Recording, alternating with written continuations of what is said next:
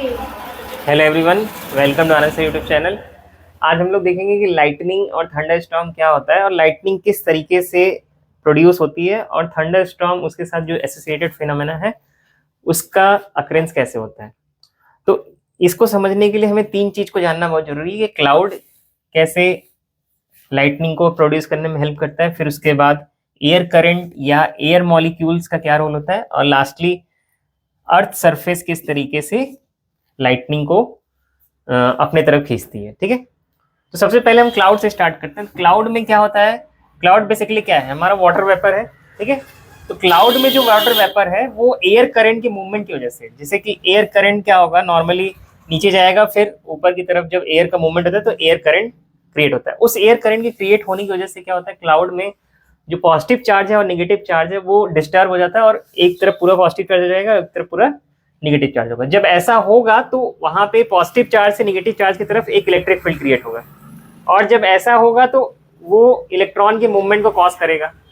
तो क्लाउड में नीचे का जो पोर्शन है जो अर्थ की तरफ है उस रीजन में कौन सा चार्ज आ जाएगा? बॉटम पोर्शन में नेगेटिव चार्ज, और अप में क्या आ जाएगा?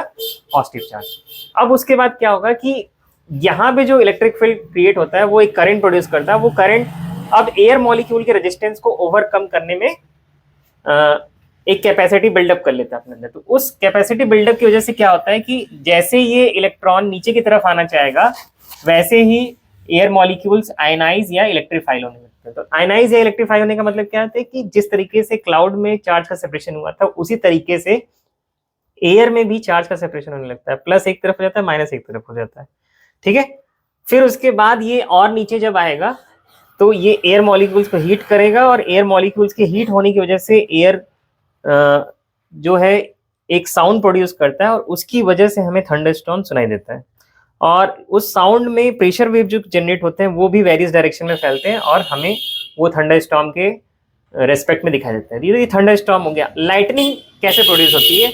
जैसे जैसे ये एयर मॉलिक्यूल्स नीचे की तरफ आते जाएगा उसकी वेलोसिटी ग्राउंड के आसपास, जब 100 किलोमीटर की हाइट रह जाती है ग्राउंड से, तो वहां पे एटमॉस्फेयर में उसकी स्पीड लगभग कितनी जाती है? 60 माइल्स पर सेकेंड, या ये हो जाता है लगभग 90 किलोमीटर पर सेकेंड, जो कि काफी ज्यादा स्पीड है। तो जैसे जैसे ये अर्थ की तरफ आएगा, अर्थ तो नॉर्मली न्यूट्रल होता है, लेकिन अर्थ की तरफ जब इलेक्ट्रॉन आ रहा है तो अर्थ के अंदर जो निगेटिव चार्ज है वो रिपेल होगी ड्यू टू इलेक्ट्रॉन्स के इनकमिंग की वजह से। तो अर्थ में रहा कौन सा चार्ज जाएगा ज्यादा?